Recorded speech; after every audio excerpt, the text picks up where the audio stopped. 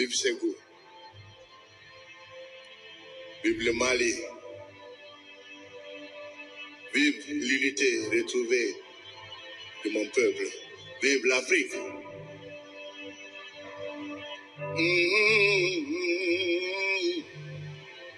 Sur ma gauche, vous avez mon fils et mon père en même temps, Adama Keïta Kora.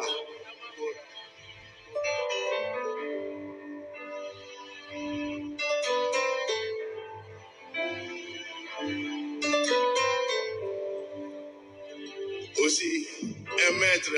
d'Ungoni, un autre fils,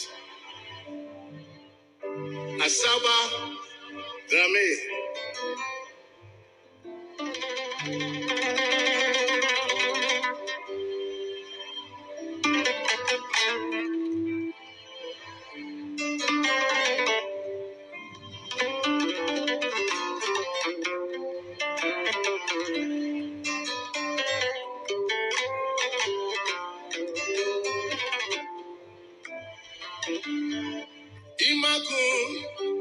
Imaku Pama, Imakunde,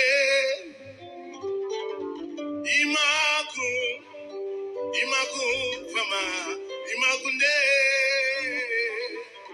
Sanuba Titununa Sayate Jontola,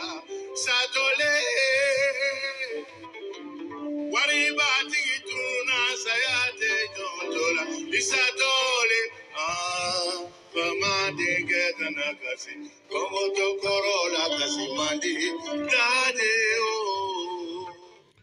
Allah mebagaw anan filɛbagaw aw bɛɛ lajɛlen aw ni sɔgɔma aw bɛ Diany.ml FM ale sanfɛ an bɛ laseli kɛ ka bɔ falajɛ Carrefour ale la bi ye alamisa ye tubabukalo tile 21 décembre kalo an bɛ ale la san 2023 kibaruya minnu b'an bolo Mali ni Algérie cɛ min ye an ka ministre bɛ jamana ni jamana wɛrɛ cɛ sira ɲɛnama kow kunna ale Algérie ambassadeur wele ka a ka fɛlaw f'a ye ka kɛ ni jamana ta ye. Conseil des ministres ale ye baara damadɔ kɛ an b'an da don la ko kan ko kibaruya ale ni jamana kɔnɔna na basigibaliya minnu bɛ yen k'a kun cɛ ni an ka seko ni dɔnko maa min tun bɛ kɔdiwarikaw fɛ n'a a y'a yɛrɛ sɔrɔ ka na n'o ye Yusuf Tapo ye an na dɔ fɔ o bɛɛ lajɛlen na k'a fɔ aw bɛɛ lajɛlen ɲɛna sa ko aw ni sɔgɔma min ye Diany.ml FM ye bi su in na n'Ala sɔnna a ma fana débat an bɛna n'o kɛnɛ sigi débat kɛnɛ na an bɛna wele bila maa min ma o ye Modibo Mawo Makadu ye an n'a bɛna kuma mun kan wari min ni AES Mali Burkina Niger kan ka o sigi sen kan o wari bɛna kɛ cogo di Mali ni Niger ani Burkina u y'u sama ka bɔ Faransi ka jɛ min na n'o ye fiscalité ye mun de don a ka se ka ɲɛfɔ mɔgɔw ye Mali yɛrɛ san wɛrɛ musaka minnu kan ka dun n'o ye budget national ye o ko bɛ cogo di fo ka taa se Mali ni CEDEAO cɛ la Modibo Mawo Makalu an ni ale de bɛna masala su in na nɛgɛ kanɲɛ 21 o kana fɔ aw kɔ wa fana min ye Diany.ml FM ye fana an bɛ sɔrɔ bɔlɔlɔ sira wɛrɛ fana kan n'o ye YouTube ye an ka page YouTube o fana dayɛlɛlen don ni maa minnu taara ye fana olu bɛ se k'an ka kibaruyaw sanumanw olu bɛɛ lajɛlen dafalen sɔrɔ yen ministre min bɛ jamana ni jamana wɛrɛ cɛ sira ɲɛnabɔko kunna n'o ye Abdoulaye Diop ye kunun ko ale Algérie ambassadeur min b'an ka jamana kɔnɔ yan ale y'o wele k'a yira la k'a fɔ ko waleya min bɛ ka kɛ Algérie fɛ bi ko o ma diya an ye ko sabula a tɛ taa teriya ani badenya taabolo ɲuman siraw fɛ k'u ye waleya min kɛ nin ye nin waati la ko o ma diya u ye ko sabula u bɛ k'a kɛ k'a sɔrɔ u ma u sara Mali jamana na ministre y'a yira la k'a fɔ nin waati laban in na u y'a ye k'a fɔ min ye Algérie ye fo a ka sanfɛla la fo ka taa se a ka jamanakuntigi ma o bɛ maaw wele k'a sɔrɔ foyi ma fɔ Mali ɲɛmaaw ye foyi ma sara Mali la wa u bɛ k'a kɛ ni maaw ye maa minnu bi n'olu yɛrɛ tɛ fɛ fiyewu farancɛla fanga ale ka to sen kan an ka jamana kɔnɔ ani jɛkulu marifatigi minnu bɛ yen ni olu y'u tɛgɛ nɔ bila bɛnkan sɛbɛn na bɛnkan sɛbɛn min n'o bɔra olu Algérie ka kelenw fɛ yen olu maa minnu ye fana n'o olu y'u tɛgɛ nɔ bila o la bi n'olu yɛrɛ bɛɛ lajɛlen b'a dɔn k'a fɔ ko u ni bamaci wale ni jugawale kɛbaaw de bɛ ɲɔgɔn fɛ wa min ye Algérie ale ni Mali u ka bolo di ɲɔgɔn ma ko nin bɛ se ka fiɲɛba de sigi o la Abdoulaye Diop ka fɔ la o de la sa ministre Abdoulaye Diop y'a yira k'a fɔ ko Algérie ye nin min kɛ nin ye k'o ye k'i sen don Mali ale ka dukɔnɔkow la dukɔnɔko min ni Algérie yɛrɛ b'a dɔn k'a fɔ fiyewu a tɛ se ka i sen don la sabula o ye maliyɛnw yɛrɛ dama ni ɲɔgɔn cɛ ye bɛn ni kelenya min bɛ Mali ni Algérie cɛ ko nin bɛna gɛlɛyaba don o ko la sabula waliya min kɛlen filɛ nin Job ka fɔla o tɛ bɛn Mali ma bi a tɛ bɛn Mali ma sini a y'a yira k'a fɔ k'an bɛ waati min na bi Mali kɔnɔ Mali bɛ fɛ k'i jɔ a jɔyɔrɔ la a ka yɛrɛmaya a ka yɛrɛya k'o ta k'o yira yaasa min ye diɲɛmaa k'a dɔn k'a fɔ ko bɛ sen na ko n'i y'a ye Mali ye wele bila Alizeri ma k'o bɛ tali kɛ badenya ni teriya ni danaya min bɛ Mali ni Alizeri cɛ depuis diɲɛ bisimila ye fo ka na se nin waati ninnu ma k'o de la Mali y'a ta k'a fɔ ko a ka se ka bɛn ni kelenya baaraw sigi an ka jamana kɔnɔ ko nka ko Mali y'a jateminɛ fana k'a dɔn k'a fɔ ko min ye bɛn ni kelenya ani yiriwali ye k'o tɛ se ka kɛ fiyewu ko fo maaw ka bɛn minisiri y'a yira Alizeri ambassadeur la k'a fɔ a ɲɛna ko bi k'u bɛ ka waleya minnu kɛ ka ɲɛsin ka taa an ka jamana ma k'o tɛ bɛn ko wa min ye Mali jamana ɲɛmaaw ye olu ka wulikajɔ n'u ka cɛsiri bɛɛ lajɛlen bɛnnen don ni jugawale ni bamaca wale kɛbaaw olu kɛlɛli ma sira suguya bɛɛ lajɛlen fɛ yaasa basigi ni lafiya kana malidenw bɛɛ lajɛlen bɛ se ka lafiya sɔrɔ o la cogo min na ko k'a fɔ Alizeri ye u bɛ ka waleya min kɛ bi ka maaw wele ka maaw bisimila ka maaw lajɛ u ni maaw ka jɛ fo ka taa se u ka jamanakuntigi ma ko Mali b'o kɔn fo ka se a dan na ministre Abdoulaye Diop a ye nin laseli de kɛ kunun ko ka ɲɛsin Alizeri ambassadeur ma an ka jamana kɔnɔ a ye min wele k'a fɛla fɔ o ɲɛna sɛbɛn in a bɔra Diop yɛrɛ ka kunnafonidilaw yɔrɔ n'a bɛ fɔ ma ko bureau de l'information de la presse ministère des affaires étrangères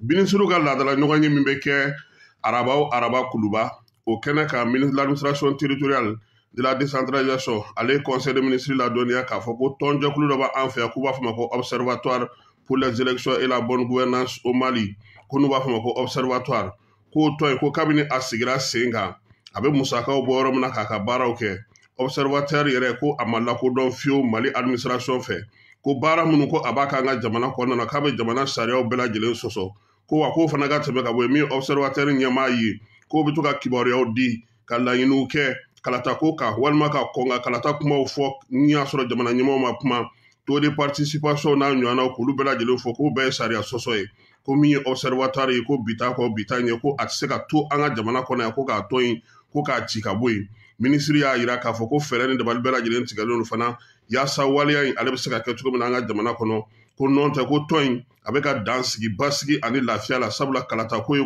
ko min ka gɛlɛn kosɛbɛ kuma tɛ Mali bɛ labɛn na ka taa kalata nataw la n'o ye jamanakuntigi kalata ye halisa min ye conseil de ministre kɛnɛ kan Mali ni Uranda ani ɲɔgɔn cɛ min ye ministre des affaires étrangères n'o ye Abdoulaye Diop ye a ko u y'a jateminɛ k'a fɔ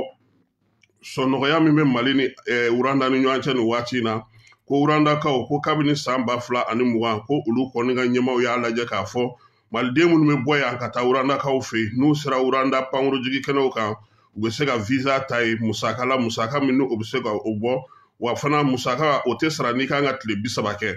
ko ni maa bɔra yan kɔni ka taga yen min ye i ka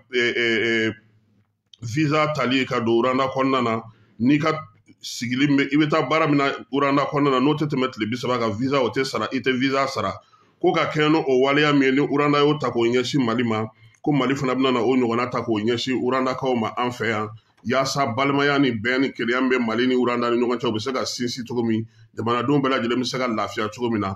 min ye Abdoulaye Diop ye ale ye nin laɲini kɛ kunun conseil de ministre la bɛn kɛra o kan k'a fɔ ko Urandaka minnu fana bɛna yan min ye visa kɔni a bɛna bɔ u ni Mali cɛ tile 30 ni min ka yan sigili tɛ tɛmɛ o kan n'o tɛ n'a tɛmɛn'o kan u b'a kɛ cogo min na an fana ta a bɛ kɛ o cogoya la Mali finitigiw olu donna kunun ko Aguelok dugu kɔnɔna na Aguelok min ye dugu ye bɛɛ lajɛlen b'a dɔn k'a fɔ ko dugu lankolon tɛ sabula min ye jɛkulu marifatigi min ye MLA n'a ɲɔgɔnnaw ye février kalo la san 2012 olu de kɔni an ka sɔrɔdasiw caman fa ye min ye Mali finitigiw ye k'u ye wulikajɔ min kɛ ne ka don Aguelok kɔnɔna na dugudenw bɔra k'u kunbɛn sabula a ko kɛra k'a sɔrɔ baari ma ta kisɛ ma ci mugu ma ci ka kɛ ni min ye finitigiw yɛrɛ ka baara ale kɛcogo ɲuman ye Kidalikaw fɛ yen Kidal gouverneur n'o ye général Elhaji Gamu ye ale ye sɛbɛn ta kunun k'a yira k'a fɔ ko min ye mɔbili o mɔbili n'o tɛ sɔrɔdasiw ka mɔbili ye mɔbili o mɔbili ni plaki tɛ a la min ye pick-up o pick-up fana bɛ yen ni o bɛ yen ten k'a fɔ ko fɛn t'a la mɔbili minnu bɛ yen n'u vitres fumelen don maa minnu mɔbili minnu bɛ yen n'u bɛ maramafɛnw sigi u ka mɔbiliw sanfɛ maramafɛn cɛjugu k'a sɔrɔ sɔrɔdasiw tɛ ko nin bɛɛ lajɛlen kɔnnen don bi Kidal ale région bɛɛ lajɛlen kɔnɔna na Gamu a ye nin sɛbɛn in bɔ k'a di préfet ni sous-préfet ma Kidal fantan ani 4 finitigilakaw k'olu ladɔnniya a ko la ko yaasa basigi ni lafiya o kana cogo min o b'a yira k'a fɔ bi Kidal couvre-feu tɛmɛnen kɔfɛ Elaj Gamu a kun ye wulunu salo fana kɛ ka taa jamana ka cakɛda minnu bɛ Kidali kɔnɔna ka tulu fana lajɛ olu ko bɛ cogo min na baara bɛ se ka kɛ minnu kɔnɔ ani baara tɛ se ka kɛ minnu kɔnɔ nin waati ninnu na o bɛɛ lajɛlen tɛmɛnen kɔfɛ fana a y'a yira k'a fɔ ko yaasa halisa basigi ni lafiya ka na maa si kana yamaruya i ka yala ni marifa ye Kidali a n'a dugumisɛnw bɛɛ lajɛlen kɔnɔna na min ye mɔbiliw fana ye olu fana ko dan ka sigi o ko bɛɛ lajɛlen na. Suala Bayaya Aidara ale min kun welela kunna sinungo biji maaw fɛ kasobonba a bilara ka taa kasobonba la sabula min ye procureur min bɛ cybercriminalité kunna n'o ye Dr Adama Kulubali ye a ko a ye dan sigi jamana na wa a ye kibaruyaw di ka kibaruyaw bila siraw fɛ kibaruya minnu n'olu ni tiɲɛ ka jan ɲɔgɔn na. Suala Bayaya Aidara k'a ye fɛn fana fɔ min bɛ se ka na ni basigibaliya ye an ka jamana kɔnɔ kunun nɛgɛ kanɲɛ 11 tɛmɛnen ni miniti 30 ye u y'a bila ka taa kasobonba la min ye Suala Bayaya Aidara ye a yirala k'a fɔ a ka kiiri o kan ka kɛ marisi kalo nata o tile 4 yaasa a ka a ta ani a bila dɔ a kiiriko la u baara hukumu kɔnɔna na. CMSS na ale bɛ maakɔrɔw ka ko kunna an ka jamana kɔnɔ sɔrɔdasi 200 kunungo n'o olu taara retraite la ale ye olu ka retraite baaraw kɛ. CMSS directeur sa ale ni office des anciens retraités victimes de guerre ale olu bɛɛ lajɛlen bisimila sa u ka kumaɲɔgɔnyaw kɛlen kɔfɛ tuma min na u y'a jateminɛ ni maa minnu taalen filɛ nin retraite la u ni hakɛ minnu ka kan k'olu jateminɛ min ye wari minnu kan ka di u ma u bɛ se ka don bɛrɛ la cogo min na min ye baara ninnu bɛɛ lajɛlen u y'a yira k'a fɔ ko logiciel kɛrɛnkɛrɛnnen de sigira yaasa min ye nin finitigilaka minnu taalen filɛ sɛgɛnnafiɲɛbɔ la nin ye ani u kɔmaa minnu bɛ yen minnu fatura olu fana ka ko bɛ se ka don bɛrɛ la cogo min CMSS ɲɛmaa y'a yira k'a fɔ ko u ye labɛn suguya bɛɛ lajɛlen kɛ yaasa nin baara minnu bɛ kɛ fasoden tɔw bɛɛ lajɛlen ye finitigilaka minnu ta filɛ nin ye n'olu bɛ ONAC la olu ni CMSS bɛna na u bolo di ɲɔgɔn ma yaasa a ko bɛɛ lajɛlen ka se ka sɛgɛsɛgɛ ka ɲɛ min ye directeur général Isaka Kone a y'a yira k'a fɔ ko nin waleya min bɛna kɛ yaasa min ye sɔrɔ min bɛ yen n'o kan ka di u ma min ye u ni hakɛ min kan ka kan u ka o sɔrɔ k'a sɔrɔ dɔrɔmɛ kelen wo sɔgɔlen o ma bɔ a la CMSS y'a yira fana k'a fɔ ko nin bɛna n'a to min ye bolodi ɲɔgɔnma ye min sɔrɔdasi kɔrɔw ka tɔn min bɛ an ka jamana kɔnɔ ani olu ka tɔn u bɛ se cogo min na ka baara kɛ ɲɔgɔn fɛ kɔnɔwarikaw fɛ yen maliden 2 olu kɔni fatura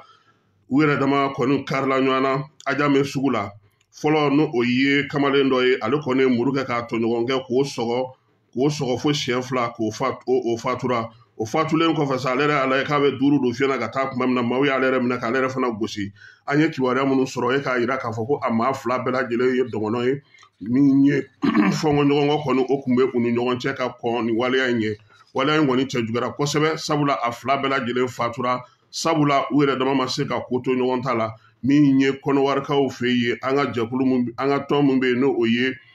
conseil de base de malien ye olu ko n'ala sɔnna ma tile kɔnɔna na u bɛna kibaruya tɔw d'a ma yaasa an bɛ se k'a ko bɛɛ lajɛlen faamuya cogo min senegalikaw fɛ yen min ye Usmane Sonko ye ale ka avocat kɔni kɛlen ka wuli ka jɔ kɛ nin waati in na sabula u y'a yira k'a fɔ ko ale bɛ se ka taa kalata la kalata min don n'a sen kan ka yala ko a ko gɛlɛyalen don kosɛbɛ sabula yɛrɛmabɔ kanbɔli sɛbɛn min bɛ yen a kan ka o min ɲini ko gɛlɛyalen don nin waati in na Mali ale ni Mauritanie ko olu de ye jamana minnu ni olu ka connexion ko ka gɛlɛ u ka kuran ko ka gɛlɛ kosɛbɛ yaasa ka se ka o sigi sen kan ka barika don la sa musaka min bɛ farafinna cogo la n'a bɛ fɔ ma ko Fonds africain de développement olu kɔni bɛna na dollar wari miliyari 300 ɲɔgɔn na k'o ta k'o di Mali ni Mauritanie ma o baara ninnu bɛ se ka kɛ cogo min na u y'a yira k'a fɔ ko min ye kuranko kɔni ta nasira fɛ u bɛna panneau solaire de caman sigi sen kan yiriwali o bɛ se ka kɛ cogo min na kuranko ta nasira fɛ Niger ale ni diɲɛ seleke 4 tɔn kun karilen don ɲɔgɔn na min ye coup d'état kɛlen juillet kalo tile 26 Nigerkaw fɛ yen diɲɛ seleke 4 tɔn tun ma sɔn fiyewu ka Niger sɔrɔdasi ninnu lakodɔn nka nin dɔgɔkun in na u y'a yira k'a fɔ ko min ye waleya minnu kɛlen filɛ nin ye ko u bɛ Abdramane Chani ale lakodɔn bi komi Niger kuma bɛ se ka kɛ maa min fɛ diɲɛ seleke 4 ale ka bankun kan o b'a yira k'a fɔ ko min ye Bazoum ka maa minnu tun bɛ taa ɲɔgɔnyew ni fɛnw na ko o tɛna se ka sira sɔrɔ tuguni Guinée Bissau kaw fɛ yen u ka jamana ɲɛmaa n'o o ye Umar Sissoco Anbalo ye ale ka premier ministre min n'a tun ye a to a nɔ na nin y'a tile 8 ye k'a ye o fana wuli ka bɔ yen Assemblée nationale cilen kɔfɛ coup d'état min bɛ yen n'o o kun kɛra yen ko o ye o sababu ye Geraldo João Martinez k'a gɛnna ka bɔ a jɔyɔrɔ la k'a communiqué kɛ conseil des ministres la yaasa bɛɛ lajɛlen ka se k'a dɔn k'a fɔ ko a tɛ premier ministre ye tuguni Umar Sissoco Embalo nin b'a yira nin waati na k'a fɔ ko min ye jamana ye a jɔyɔrɔ bɛɛ b'a kelen bolo wasabulon tɛ yen premier ministre tɛ yen min ye gouvernement tɛ yen ale kelen an'a ka sɔrɔdasi minnu b'a nɔfɛ olu de bɛ ka jamana in ko bɛɛ lajɛlen ɲɛnabɔ. An ka seko ni dɔnko tigilama n'o ye Yusuf Tapo ye ale ni a ka maaw bɛɛ lajɛlen ɲuman sera yan kununko Bamakɔ. Maaw bɔra k'u kunbɛn pankurotigi kɛnɛ na Modibo Keyita tɔgɔla pankurotigi kɛnɛ na nisɔndiyaba kun don min ye Yusuf ye ale yɛrɛ kun minɛna kɔnɔbarikaw fɛ ka sababuya kɛ sɛbɛnko dɔ ye nka maliyɛn minnu bɛ Côte d'Ivoire n'o ye conseil de base maaw ye olu ye wuli ka jɔ kɛ yaasa a bɛ se ka a yɛrɛ sɔrɔ cogo min na. An ye min sɔrɔ kibaruyaw la sɔgɔmada joona in na ka da aw tulo kan o ye nin ye. N'Ala sɔnna ma min ye tile kɔnɔna na ye n'an ye kibaruya wɛrɛw sɔrɔ an bɛna segin ka na olu da aw tulo kan k'a fɔ an ɲɛna ko su in na débat politique ale bɛ yen débat politique Modibo Makalu o de y'an ka maa welelen an n'a bɛna kuma AES bɛ se ka wari dilan wa a tɛ se ka wari dilan wa an bɛna o fɔ san kɔnɔ musaka min kan ka du Mali jamana fɛ n'o ye budget national ye an bɛna kuma o fana kan Mali ni CEDEAO cɛla o ko bɛ cogo di min ye an yɛrɛ ka jamana ye kɔ donni min kɛ Faransila kɔsa in na ka kɛ ni fiscalité ko ye Modibo Makalu bɛna ɲɛfɔli kan an ye nin bɛɛ lajɛlen na bamanankan na bɛɛ bɛ se ka a faamuya cogo min na wa an b'a fɔ a ɲɛna fana k'a fɔ ko min ye an ka kibaruyaw ye olu fana bɛ tɛmɛ sisan nin waati ninnu na YouTube ale sanfɛla la k'a fɔ a ɲɛna fana Senwave o bɛ yen Senwave ale kɔni ye warici cogo min bɛ se ka kɛ k'i to jamana kɔ kan fantan 4 bɛɛ lajɛlen na k'a sɔrɔ i ma musaka bɔ CFA wari 1,500,000 ani 500,000 i bɛ se k'o cɛ k'i to Algérie k'i to farajɛ jamanaw bɛɛ lajɛlen na Canada États-Unis ale ni Royaume-Uni min ye musaka ye i to o bɔ wa i bɛ se ka musaka ci ka na i ka cili o cili Senwave fɛ fana promotion bɛ sen na n'i ye fer ko ta u bɛ se ka euro wari 10 o fana d'i ma i ka se ka o bila i kun k'a sɔrɔ i ma wari bɔ i bɛ wari ci i ka wari bɛ s'a seyɔrɔ la wa e yɛrɛ fana bɛ euro wari 10 i b'o o sɔrɔ i ka cili o cili la nin kibaruya ninnu bɛɛ lajɛlen bɛ tɛmɛ an ka bɔlɔlɔsiraw fɛ ani an ka kunnafonidi siraw fɛ ni Ala n'a kira sɔnna ma a kana wuli ka bɔ yan sabula sisan min ye tubabukan dilaw ye tubabukannaw ye olu bɛna ka na se ka na dɔ fɔ aw ye tubabukan na.